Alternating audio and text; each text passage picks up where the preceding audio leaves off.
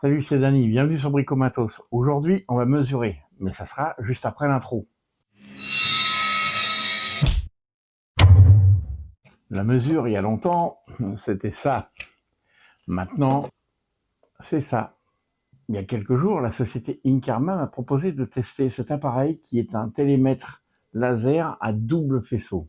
Alors, sur le coup, je me suis dit, tiens, un double faisceau, je connaissais pas, je suis pas spécialiste. Qu'est-ce que c'est, double faisceau?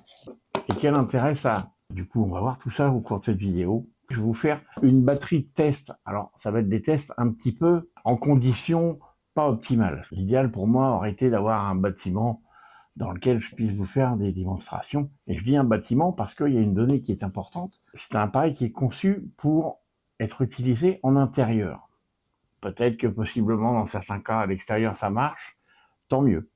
Mais au moins on ne vous trompe pas sur la marchandise en vous disant que ça marche partout ou en vous disant rien du tout d'ailleurs des fois. Les mesures qu'on va faire, que je vais vous montrer, c'est des mesures de principe. Ça n'a pour but que de vous montrer la fonction, comment ça se passe, plus que la justesse des mesures. Et même si c'est pas très juste, on s'en fout un petit peu parce que c'est pas le but de la manip. Tout de suite, on regarde ce qu'il y a dans la boîte, vite fait, et après, on s'attarde sur la machine en elle-même. Belle boîte. Allez, on ouvre. Dedans, la bête, youp, on la sort. Là-dessous, une belle pochette, une dock. La pochette, bon, bah, vaut ce qu'elle vaut, avec des élastiques sur le côté. Dans la pochette, vous avez une dragonne en caoutchouc, ouais, bon. Un cordon USB. Ils ont mis ça histoire de dire qu'ils vous filez un cordon USB. Oui, 50 cm.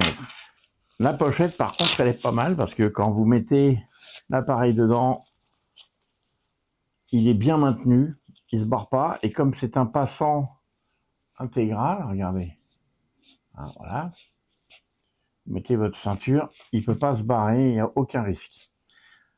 Pour moi, je préfère ce système plutôt qu'un passant métallique comme on a sur certains appareils, ou comme ça, parce que ça, à la première occasion, il saute de la ceinture et c'est la gamelle assurée. Voilà, allez, l'appareil. Je vous ai dit que c'est un double faisceau. Et ben voilà, un faisceau, donc on a l'œilleton qui sert à mesurer et le laser qui sert de pointeur. Et comme c'est un double, ben le deuxième, il est là en dessous. Alors l'aspect général de la bête, ben, il y a du matériau souple de type soft grip partout, dans tous les angles. C'est pas mal. Les parties vertes, là, sont des parties en plastique, polycarbonate ou ABS, je sais pas trop, comme ça. Et comme je vais pas l'ouvrir pour aller vérifier, c'est pas grave. C'est un laser de classe 2. On a un port de charge USB accessible à ceux qui ont des griffes à serrer. Voilà. Qui est décalé, donc même avec un cordon un peu foireux, comme ceux que j'ai, ça rentre. La trappe ne dérange pas, mais comme je l'ai vu sur certains téléphones, je préfère le dire tout de suite. Je ne sais pas s'il a une autre fonction présente ou à venir, ce port USB, mais on verra bien. C'est un laser de classe 2 qui est intégré, une batterie de 1 ampère, lithium-ion. Juste un petit instant sur la dock, parce que une fois n'est pas coutume, on a une dock qui est très bien faite. Vous voyez, elle est épaisse, elle est en 6 langues. Anglais, allemand, espagnol, français, italien, chinois. Il y a tout un tas d'explications, tous les types de mesures que ça vous permet de faire. En tout cas, c'est très propre. La description de l'afficheur, des boutons. Nous, en ce qui nous concerne, on est à peu près au milieu. Voilà, nickel. Et niveau caractéristiques techniques, on a ça. Ce qui est important, c'est qu'on a une précision de plus ou moins 2 mm, qu'on a une portée de 80 mètres. Je vais supposer que 80 mètres, c'est 40 de chaque côté, mais ça sera à vérifier. Je demanderai à l'occasion aux fabricants savoir si c'est bien ça. Parce que très souvent, il y en a qui vous le disent même directement, c'est tant de chaque côté. On va supposer que c'est 40 de chaque côté, ce qui veut dire que si vous êtes à 1 mètre du sol et que vous avez un plafond très haut, industriel par exemple, vous avez 40 mètres au-dessus. Mais vous n'avez pas les 80 mètres. C'est pas cumulable. Voilà, donc il y a plein de trucs, il y a des mesures. On vous donne les plages de rayonnement du laser, 620 à 690 nanomètres. Ça, c'est pour ceux qui voudraient utiliser des lunettes. Et pour une fois, je dis bravo la doc. Multilingue et bien faite, bien expliquée, parce que je l'ai parcouru, pas venu les mains vides quand même. Quand c'est bien, je tiens à le souligner, parce que la plupart du temps, c'est n'importe quoi. Alors, on va passer sur l'appareil en lui-même. On a 6 boutons en façade, qui sont tous des boutons multifonctions, avec des appuis courts, des appuis longs, et suivant le menu, on va dire, ils vont avoir une fonction différente. Le bouton principal, celui qu'on va utiliser le plus, c'est le gros qui est marqué ON, et un début d'intitulé de mesure. Le bouton pour l'arrêter, c'est celui d'en bas en appui long. Donc, on va le faire dans direct. Mise en route. Et si on veut l'éteindre, donc on va le mettre en route. On va regarder un petit peu cet afficheur. On commence par l'indicateur de batterie. Là, on a un inclinomètre. Très sympa. Et c'est un peu obligatoire parce que pour beaucoup de fonctions, cet inclinomètre va servir. Et c'est un inclinomètre qui marche dans à peu près tous les sens. Donc d'avant en arrière et sur les côtés. Là, c'est le type de mesure qu'on est en train d'effectuer. Et là, on a le télémètre qui est représenté avec à côté un signe. Soit on est en double faisceau, vous voyez d'ailleurs, il met au bas. Vous allez voir pourquoi après. Soit on part du bas de l'appareil et on mesure vers l'avant. Soit on part du haut de l'appareil jusqu'à la destination. Et ça, c'est sur ce bouton-là en appui long. Et on va voir après toutes les autres fonctions du bouton. Donc là, je vais repartir en mode normal. On a ce petit bouton qui est très intéressant. Voilà. Et vous allez tout de suite comprendre à quoi il sert.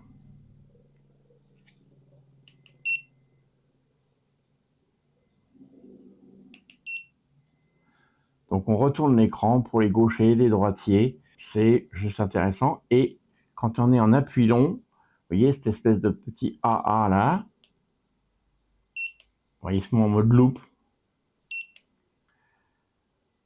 Le bouton d'à côté, c'est le bouton du menu, où on va voir tous les types de mesures. Donc, mesure directe, mesure continue, les surfaces, les volumes, et toutes les mesures pythagoriciennes, donc tout ce qui est des mesures d'angle et tout ça. Cette espèce de petit logo étrange. Peut-être que certains anciens vont me dire, mais bien sûr, c'est une disquette. Oui, oh ben là, perso, je trouve qu'elle a un peu une sale tête, la disquette. Et cette fonction-là, je vous en parlerai en dernier. Les deux boutons qui sont en dessous servent à faire gauche-droite quand on est dans le menu, par exemple. Et voyez aussi plus, moins quand on va être dans certains types de mesures. On peut faire mute en appui long, là, vous voyez, si je me mets comme ça et que j'en ai marre. Là, après, si j'appuie dessus pour faire une mesure, par exemple, il me dit, il fait plus de bip, rien. Je rappuie dessus, si je refais une autre mesure, voilà. Et vous voyez, je vais vous montrer tout de suite la fonction qu'il y a en bas. Ça nous permet d'effacer la première mesure, elle ne me convenait pas. J'efface celle-là. Voilà, vous voyez, il y a une petite poubelle et dans certains cas, ça permet d'effacer certaines choses.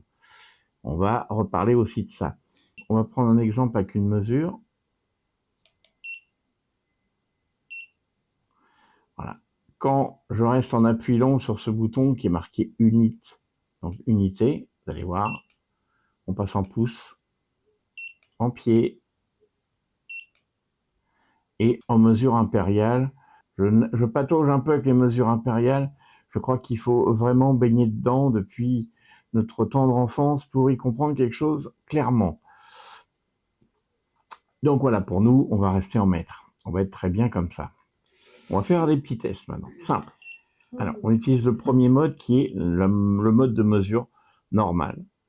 Donc, vous affichez, vous pouvez naviguer comme ça, hein, voilà, gauche-droite. Vous rentrez dedans en validant une fois. Quand le pointeur est allumé, ça veut dire qu'à la prochaine pression, on va faire une mesure. 2,85 m. Et vous voyez, il vous dit que la mesure, alors le haut comprend la mesure depuis le dessous jusqu'à la destination, et la mesure du bas, c'est aussi du dessous jusqu'à là. La hauteur du fût est toujours inclus dans la mesure du dessus. Et rien ne nous empêche de refaire une autre mesure derrière. Vous voyez, là, il ne se passe rien parce que mon pointeur s'était éteint.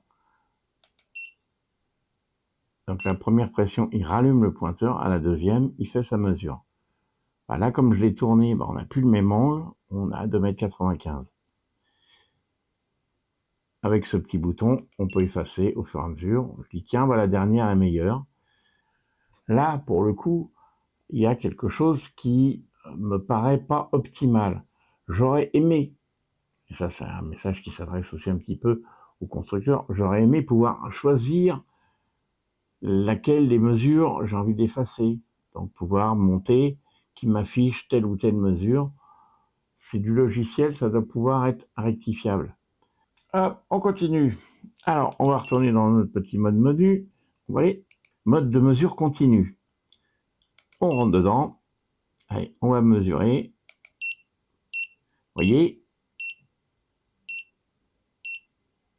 je bouge à peine, il mesure. Alors, je le dis tout de suite, il ne faut pas aller trop vite.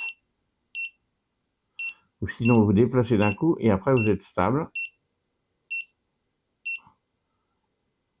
Et vous voyez, il fait des mesures en permanence. Chacun verra l'utilité de ce type de mesure. On va passer, alors ça c'est une mesure qui va servir très souvent, hein, les architectes et compagnie, chefs de chantier, faire des mesures de surface. Allez, hop, on se met dessus, on la valide. Vous voyez, il vous affiche une surface et la partie haute qui clignote, donc qui veut dire qu'on va d'abord mesurer la largeur. Alors, on va estimer que ma largeur, elle est là. J'ai mon faisceau qui est allumé.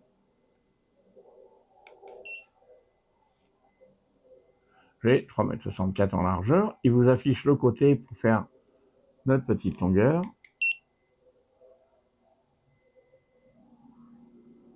Il a mesuré 72 cm, donc il estime qu'on a une surface de 2,56. Est-ce que je peux rectifier si je dis non mais la dernière mesure me plaisait pas, je la reprends, j'ai merdé, j'allume mon faisceau, j'ai 2,98, donc j'ai 10,88 mètres carrés. Bon, jusque là, pas de truc complexe. On passe à la mesure de volume. Allez, c'est la même. Il commence par toujours la largeur. Il aime bien commencer par la largeur. 3,66. Le faisceau est toujours allumé. 2,92. Et la hauteur 1,74. On a 18,73 mètres cubes. Donc voilà, dans le principe, vous avez vu comment que ça se mesure. C'est super facile. Si on avait une belle pièce complètement vide, ça serait très facile de vous faire une démo en me plaçant loin avec la caméra et vous montrer ça en grandeur nature, ça serait encore plus sympa. Maintenant, on va attaquer dans le dur les mesures pythagoriciennes.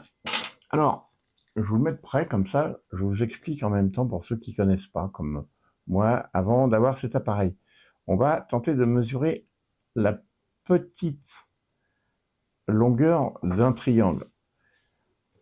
L'appareil lui-même se dit que le plan de base, il le connaît. C'est l'horizontale parfaite, il la connaît, elle est intégrée. Quoi qu'il arrive, il estime que ta surface est plate. Donc, il va te demander de te positionner comme ça, comme ce que je vais faire, c'est comme ça, et d'aller viser le haut de la partie que tu veux mesurer. Un exemple simple, tu es loin d'une façade d'un bâtiment qui serait grand. Et bien, tu peux te placer au pied ou sur le pas de la porte d'entrée, tu veux mesurer cette grande façade qui fait, je sais pas, 15 mètres de haut ou 20 mètres de haut dans le fond, et ben tu te mets en angle, le pointeur, il faut des bons yeux quand même, hein, mais tu pointes le haut, l'angle du haut de ta façade, et tu vas mesurer, et il va te dire la hauteur de ta façade automatiquement, c'est super simple. Bon, on va la valider. Alors, on se met en position. Hop, je pointe, si j'y arrive, le haut de mon appareil, de mon mur. Clac. Il dit que j'étais à 33,3 degrés. Rien. Donc, il nous a mesuré notre hypoténuse qui est de 3,04 m. Il estime par défaut que mon plan de base est à 2,54 m. Donc, j'ai une façade au bout qui est de 1,67 m. Super simple à utiliser pour cette fonction. On revient en arrière, on va changer de fonction, on va aller chercher celle-là. On va imaginer toujours le même local qui aurait un escalier, par exemple, et qui vous donne une vue de loin sur votre sous-sol. Si vous aviez en tête de vous dire quelle va être la hauteur totale du bas de mon sous-sol jusqu'en haut, donc on peut utiliser cette fonction. On va se placer comme ça, on va rentrer dedans. Je vais tenter de faire une mesure à peu près propre. Allez, notre première mesure, la partie haute. Hop, j'essaie de pointer l'angle haut de mon mur. Je vais valider pour allumer le pointeur, l'angle bas de mon mur. Il me dit que j'ai 2,42 m de hauteur de plafond. Vous pourrez facilement vous familiariser avec l'appareil en utilisant les exemples qui sont donnés pour faire des mesures test. Vous verrez, ça peut être pratique. On passe à la suivante. Alors, vous voyez, on sort celle-là. Le but, ça va être de mesurer la petite partie qui est là-haut. Pour cette mesure, je me suis dit, pourquoi pas imaginer qu'on a une lucarne ou une bouche d'aération de VMC, et on veut savoir si notre belle gaine peut passer dans le trou sans qu'on ait tout à repercer, et en mesurant ça facilement, c'est une bonne occasion. Donc en fait, on va aller prendre une première mesure qui va nous donner le haut de ce trou, carré ou rond, peu importe, le haut, une deuxième mesure le bas, et avec l'angle, il va faire la différence et il va nous dire quelle est la hauteur de notre perforation dans le mur. On fait un test, on va s'amuser avec. On rentre dans ce mode. Allez, on va dire qu'on a une perforation qui va de là-haut. On la valide, vous voyez, au moment où on la valide, qu'il allume le faisceau, il vous met la fonction haute jusqu'à là, et il nous dit qu'on a un trou de 70 cm. Il n'y a rien sur mon mur, donc c'est complètement aléatoire, mais voilà, ça fonctionne dans le principe. On voit clairement qu'il nous a demandé d'abord de mesurer la partie haute et la partie intermédiaire, et il fait la différence entre les deux. Et à chaque fois, il vous donne la longueur, bien qu'à la base, c'est pas une valeur qui nous intéresse dans le principe, puisque ce qu'on veut savoir, c'est quelle est la hauteur de notre lucarne. On retourne sur notre menu. Alors la petite disquette, c'est la mémorisation de toutes les mesures qu'on a faites. Regardez, et là on a fait 13 mesures, et avec le gauche-droite, plus, moins, ainsi de suite, on peut, voilà, première mesure, deuxième, troisième, voilà. On peut passer en revue toutes nos mesures. S'il y en a une qui ne nous intéresse plus, par exemple, la mesure là, on s'en fout, elle n'était pas intéressante, je fais ça, je la supprime. Et on n'a plus que 12 mesures. Et il mémorise jusqu'à plus de 3000 mesures. Je me méfie des fois, donc on va dire que dans le principe, il y a 3000 mémorisations, c'est énorme. D'ailleurs, tant qu'à faire, j'aime bien le principe, mais si dans le logiciel, messieurs les ingénieurs, vous pouviez insérer juste une petite fonction qui pourrait être utilisée par une des autres touches de fonction, qui permettrait de grouper des mesures. Par exemple, si un chef de chantier se dit, tiens, j'ai 5 bâtiments à mesurer, il fait un groupe pour son bâtiment, même s'il ne peut pas le renommer physiquement, ça serait le pied, mais on n'a pas assez de touches pour faire ça facilement.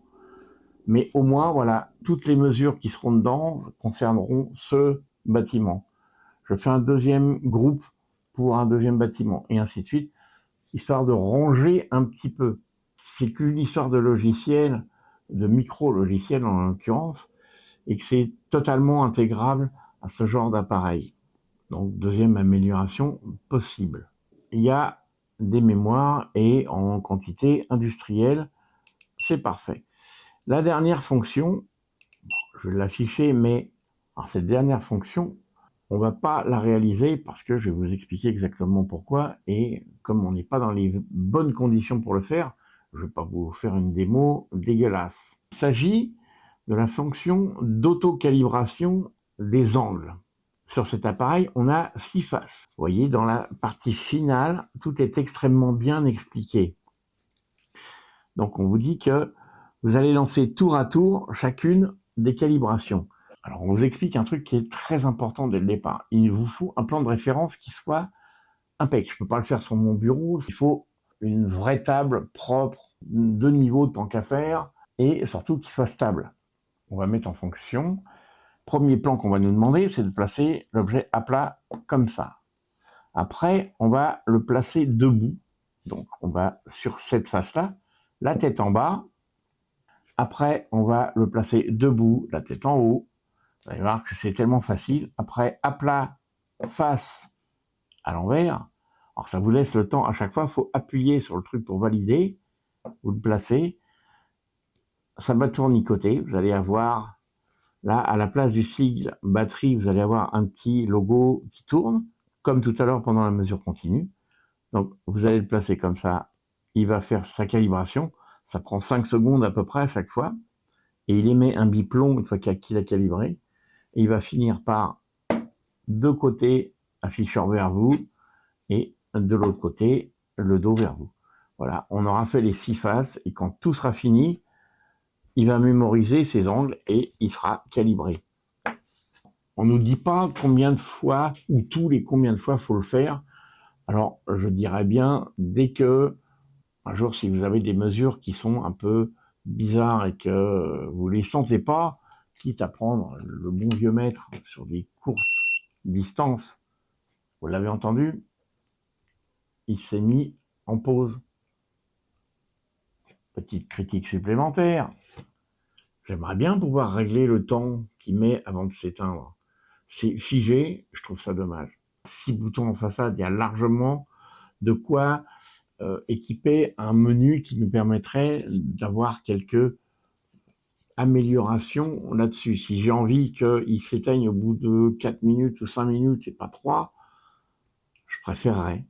Pour notre calibration, c'est surtout, je pense que c'est surtout valable pour les calculs angulaires, puisque ça s'appelle la calibration angulaire. Donc pour tout ce qui va être des mesures classiques de volume et de surface, on va être bien sur des longueurs, on va être bien, il n'y a pas besoin de le recalibrer.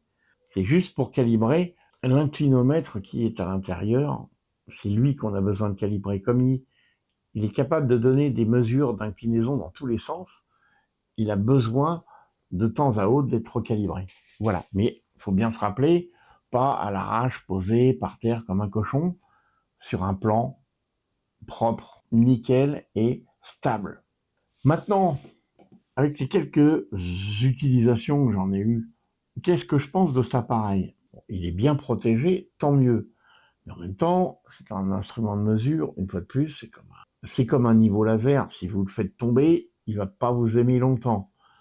Donc, on essaye d'être délicat avec. C'est pour ça qu'on vous donne une pochette de transport.